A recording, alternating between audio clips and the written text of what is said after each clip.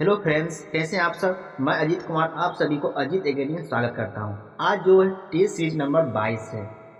इस वीडियो में हम जानेंगे 50 क्वेश्चन के बारे में अध्ययन करेंगे। चलते हैं प्रश्न नंबर 1 की ओर। प्रश्न नंबर 1 है, निम्नलिखित में से किसे सेनिया सेनिया का जो अर्थ होता है नियमित और अस्थायी सेना रखने वाला कहा जाता था। जो सेनिया कहा जाता था बिंबिसार को कहा जाता था। Option number 1। प्रश्न नंबर 2 है, हर्यक वंश के किस शासक को कुनिक कहा जाता है। कुनिक जो कहा जाता है अजात शत्रु कहा जाता था। Option number B. प्रश्न नंबर 3 है, निम्नलिखित में से मगध का कौन सा राजा सिकंदर महान का समकालीन था। सिकंदर जो आक्रमण किया था उस समय भारत का कौन शासन करता था। वे थे घनानंद। Option number C. प्रश्न नंबर 4 है, निम्न में से कौन सा एक सिकंदर के आक्रमण का प्रभाव नहीं था। इसमें जो नहीं था ऑप्शन नंबर डी, उसने भारत और यूनान की रियासत बनाया था। ये ऑप्शन इसके अनुसार नहीं होगा। Option number D.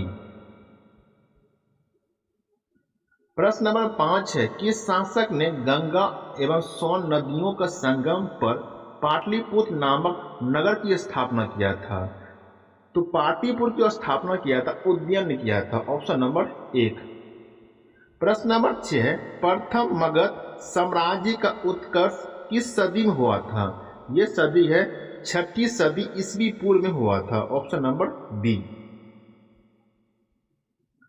प्रश्न नंबर 7 है, निम्नलिखित में से किस राज्य के गणतात्मक शासन व्यवस्था नहीं था। किस राज्य में नहीं था। वह राज्य मगध राज्य में गणतात्मक राज्य व्यवस्था नहीं था। Option number C. प्रश्न नंबर 8 है, निम्नलिखित में से किसे उग्रसेन का अर्थ होता है भयानक सेना का स्वामी कहा जाता है। ये जो कहा जाता था उग्रसेन, ये कहा जाता था महापद नंद को कहा जाता है। Option number D. प्रश्न नंबर 9 है, किस मृत भांड भारत में द्वितीय नगरीकरण या शहरीकरण के प्रारंभिक का प्रतीक माना जाता है। ये जो माना जाता है इसका प्रतीक उत्तरी काले पॉलिशकृत बर्तन को कहा जाता था। Option number 1। प्रश्न नंबर 10 है, पाली ग्रंथों में गांव के मुखिया को क्या कहा गया है। गांव के मुखिया को पाली ग्रंथों में भोजक या ग्राम भोजक कहा जाता था। Option number B. प्रश्न नंबर 11 है, निम्नलिखित में से कौन सिकंदर के साथ भारत आने वाला इतिहासकार नहीं था। इसके शासनकाल में हेरोडोटस नहीं आया था। ऑप्शन नंबर सी। हेरोडोटस जो है इसके शासनकाल में नहीं आया था। प्रश्न नंबर 12 है, नंद वंश के संस्थापक कौन थे। नंद वंश के संस्थापक थे महापद नंद थे। Option number D. प्रश्न नंबर 13 है, ग्रीक या यूनानी लेखकों द्वारा किसे अग्रमीज या जेंडर मीज कहा जाता था। ये कहा जाता है घनानंद को कहा जाता था। Option number 1। प्रश्न नंबर 14, प्राचीन भारत में पहला विदेशी आक्रमण किनके द्वारा किया गया है। प्राचीन काल में पहला जो विदेशी आक्रमण हुआ था ईरानियों के द्वारा किया गया था। Option number B.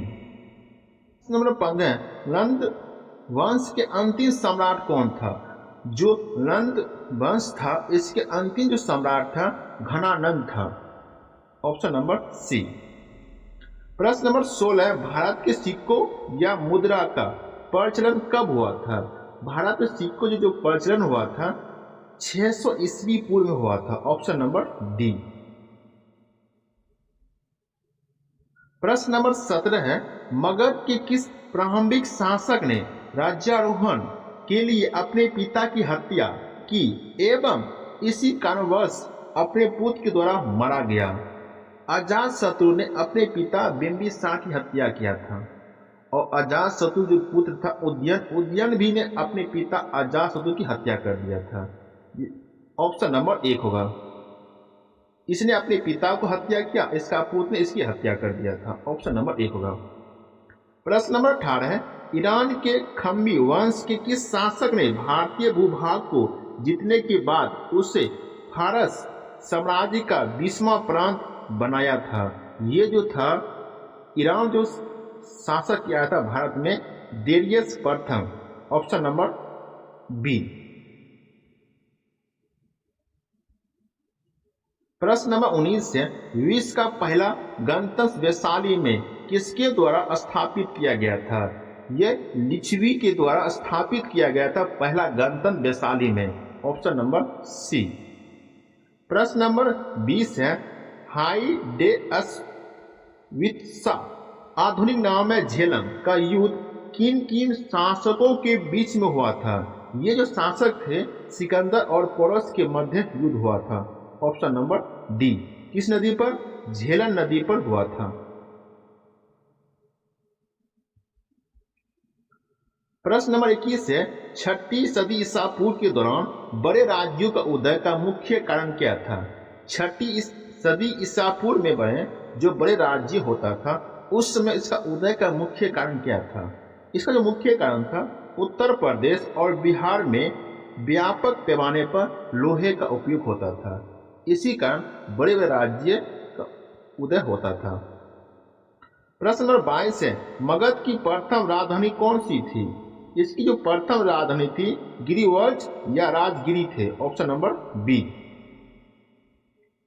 प्रश्न नंबर 23 है, मगध सम्राट बिंबिसार ने अपने राज्य वैद्य जीवक को किस राज्य के राजा की चिकित्सा के लिए भेजा था?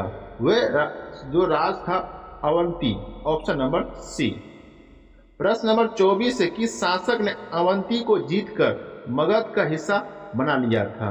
वह राज शासक था शिशुनाग। शिशुनाग ने अवंती को जीतकर अपने हिस्सा में मिला लिया था। Option number D.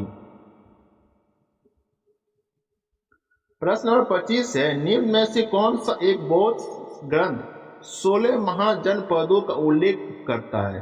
कौन सा जो ग्रंथ है जो 16 महाजनपदों का उल्लेख करता है? वह है अंगुत्तर निकाय। Option number 1।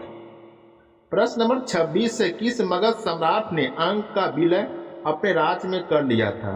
कौन सा जो शासक था जो अंग का विलय अपने राज्य में कर लिया था? वह शासक कौन थे?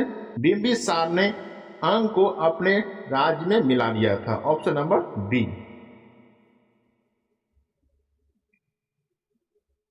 प्रश्न नंबर 27 है, शिशुनाग ने किस राज्य का विलय मगध साम्राज्य में नहीं किया था? वह राज्य काशी। काशी राज्य को अपने मगध साम्राज्य में नहीं मिलाया था। Option number C. प्रश्न नंबर 28 है, निम्नलिखित में से एक मगध साम्राज्य की राजधानी नहीं रहा? कौशाम्बी मगध की राजधानी नहीं रहा, बाकी मगध की राजधानी था। गिरिवर्ज भी था, राजगिरी भी था और पाटलिपुत्र भी था। कौशाम्बी मगध की राजधानी नहीं बनी थी। प्रश्न नंबर 29 है, ईरान के खम्बी वंश के किस शासक ने भारतीय भूभाग को जीतने के बाद उसे भारत साम्राज्य का 20वां प्रांत बनाया? डेरियस प्रथम ने। Option number 1। प्रश्न नंबर 30 है, काशी और लिच्छवी का विलय मगध के साम्राज्य में किसने मिलाया था? काशी जो लिच्छवी है ये मिलाया था अजातशत्रु ने। Option number B. प्रश्न नंबर 31 है, हाइडेयस्पस या वित्ता आधुनिक नाम झेलम है का युद्ध किन किन शासकों के बीच हुआ था? ये शासक है सिकंदर और पोरस के बीच हुआ था। Option C. प्रश्न नंबर 32 है, 323 ईस्वी पूर्व सिकंदर की मृत्यु कहाँ हुई थी? मृत्यु जो हुई थी बेबीलोन में हुआ था। Option number D. प्रश्न नंबर 33 है, किस शासक के द्वारा सर्वप्रथम पाटलिपुत्र राजधानी के रूप में चयन किया? किस शासक सर्वप्रथम पाटलिपुत्र को मगध की राजधानी बनाया था? ये था उदयन के द्वारा। Option number 1। प्रश्न नंबर 34 है, सिकंदर ने आक्रमण के समय उत्तर भारत की निम्नलिखित राजवंशों में किस एक शासन था? ये शासन था नंद वंश। Option number B. प्रश्न नंबर 16 महाजनपदों की सूची उपलब्ध है, किसमें सूची इसका उपलब्ध किया गया है? अंगुत्तर निकाय में। Option number C. प्रश्न नंबर 36 है, निम्नलिखित में से एक ईसा पूर्व 6वीं सदी में प्रारंभ में भारत की सर्वाधिक गई थी शक्तिशाली नगर राज्य कौन था? 6वीं सदी में सबसे शक्तिशाली राज्य मगध था। Option number D. प्रश्न नंबर 37 है, अभिलेखीय साक्ष्य से प्रकट होता है कि नंद राज के आदेश एक नहर खोदी गई थी। नहर कहाँ खोदी गई थी? कलिंग में। Option number 1। प्रश्न नंबर 38 है, पहली ईरानी शासक जिसने भारत के कुछ भागों को अपना अधीन किया था वह था डेरियस। Option number B. प्रश्न नंबर 39 से उज्जैन की प्राचीन नाम क्या था? उज्जैन का जो प्राचीन नाम था अवंतिका। Option number C. प्रश्न नंबर 40 से महाजनपद काल में श्रेणियों में संचालक को क्या कहा जाता था? ये कहा जाता था श्रेष्ठनी। Option number D. प्रश्न नंबर 41 है, गिरिपति का अर्थ क्या होता है? इसका अर्थ होता है धनी किसान। Option number 1। प्रश्न नंबर 42 है, पौधे भोजन बनाने के लिए किस प्रक्रिया का उपयोग करता है? जब पौधे जो भोजन बनाते हैं उसमें प्रकाश संश्लेषण की प्रक्रिया होती है। ऑप्शन नंबर सी।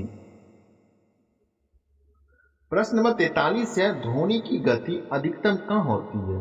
ध्वनि की गति अधिकतम ठोस में होती है। Option number 1। प्रश्न नंबर 44 है, बिजली की खोज किसने की थी? इसका खोज किया था बेंजामिन फ्रैंकलिन ने। Option number B.